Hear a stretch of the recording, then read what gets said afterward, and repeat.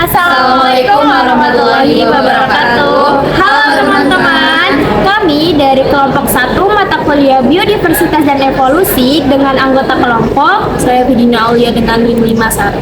saya Dias Nurul Syifa dengan NIM 52. Saya Aulia Puspitasari dengan NIM 53. Saya Emilia Dani Sambarwati dengan NIM 54. Saya Haniati dengan NIM 97. Di sini kami akan memaparkan video tentang adaptasi genetik dan metabolik katak Jawa terhadap fluktuasi suhu di dataran tinggi Dieng. Selamat menyaksikan.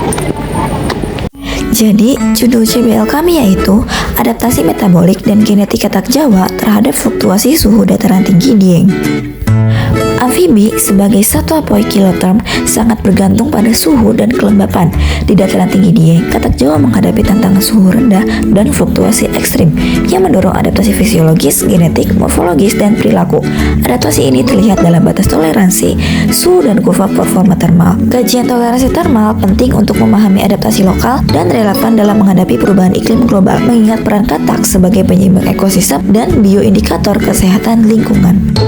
Menurut penelitian Wijaya et al. 2024 tentang karakteristik ekosistem di dataran tinggi Dieng yang meliputi suhu, ketinggian, kelembapan, dan juga vegetasi. Di dataran tinggi Dieng memiliki suhu siang kisaran 23-25 derajat Celcius, pada malam hari ataupun pagi hari bisa turun hingga mencapai 0-16 derajat Celcius. Suhu ini bisa mengindikasikan bahwa di dataran tinggi Dieng itu adalah suhu yang ekstrim. Fluktuasi suhu ekstrim mempengaruhi fisiologis reproduksi dan ketersediaan makanan fauna. Kelembaban dan juga penyinaran berpengaruh pada flora dan fauna dan sumber daya air di dataran tinggi Dieng. Interaksi abiotik dan biotik juga bisa menentukan distribusi, perilaku, dan keberlangsungan hidup hewan sehingga butuh pengelolaan yang lebih lanjut.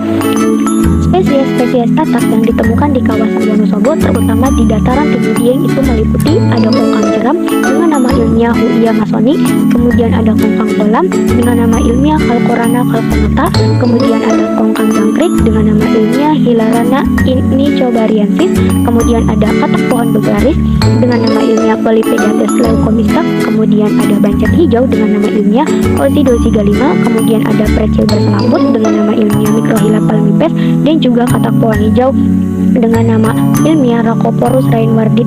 Spesies-spesies ini menurut Inaturalis itu dideteksi berada di dataran tinggi Dieng, khususnya di kawasan Wonosobo. Kemudian, kondisi lingkungan yang bisa memicu seleksi alam itu diantaranya ada tekanan seleksi katak di dataran tinggi Dieng, yaitu yang pertama ada fluktuasi suhu harian dan embun es mempengaruhi fisiologi reproduksi dan juga persebaran. Kemudian ada perubahan kelembapan dan curah hujan yang bisa mempengaruhi keberlangsungan telur atau berudu dan habitat perairan di katak. Kemudian ada penurunan kualitas air yang bisa menyeleksi toleransi terhadap kekeringan atau penggunaan habitat alternatif.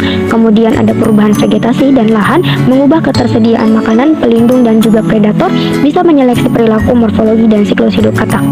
Kemudian, bukti evolusi katak Jawa di dataran tinggi Dieng.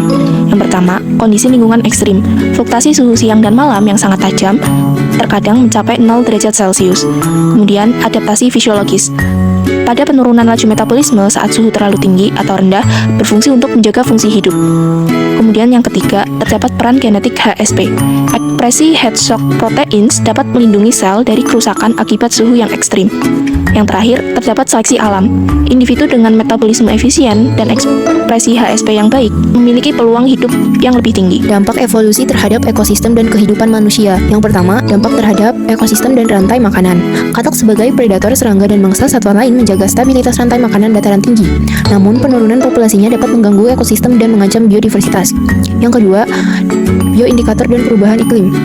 Katak yang sensitif terhadap lingkungan berfungsi sebagai bioindikator, di mana suhu mempengaruhi pertumbuhan, perkembangan, dan kelangsungan larva, sehingga berguna untuk memprediksi dampak perubahan iklim global. Yang ketiga, pertanian dan kehidupan masyarakat. Katak berperan dalam mengendalikan hama alami sehingga mengurangi penggunaan pestisida kimia dan mendukung pertanian berkelanjutan di kawasan Dieng. Yang keempat, potensi bioteknologi. Adaptasi molekuler melalui ekspresi heat shock proteins berpotensi dimanfaatkan dalam bidang medis untuk proteksi jaringan dari stres, suhu, serta dalam industri untuk menghasilkan enzim yang tahan terhadap kondisi ekstrim. Yang kelima, implikasi global. Adaptasi katak dataran tinggi penting untuk konservasi biodiversitas, memberikan pemahaman baru tentang evolusi toleransi termal, serta relevan dengan isu perubahan iklim. Sehingga dapat disimpulkan bahwa katak Jawa di dataran tinggi Dieng mampu beradaptasi terhadap kondisi lingkungan ekstrim melalui mekanisme fisiologis berupa pengaturan laju metabolisme dan mekanisme genetik berupa peningkatan ekspresi head shock protein atau bisa kita sebut HSP. Adaptasi ini merupakan hasil seleksi alam yang memungkinkan individu bertahan hidup dalam suhu yang berfluktuasi tajam. Keberadaan katak Jawa ini tidak hanya penting bagi kestabilan rantai makanan dan keseimbangan ekosistem, tetapi juga berperan sebagai indikator dalam memprediksi dampak perubahan iklim global. Selain itu, adaptasi molekuler yang dimiliki katak berpotensi dimanfaatkan dalam bidang pertanian, kesehatan, bioteknologi. Oleh karena itu, upaya konservasi serta pengelolaan lingkungan berkelanjutan ini sangat diperlukan untuk menjaga keberlangsungan spesies dan keseimbangan ekosistem di pergunungan. Sekian pemaparan video dari kelompok 1.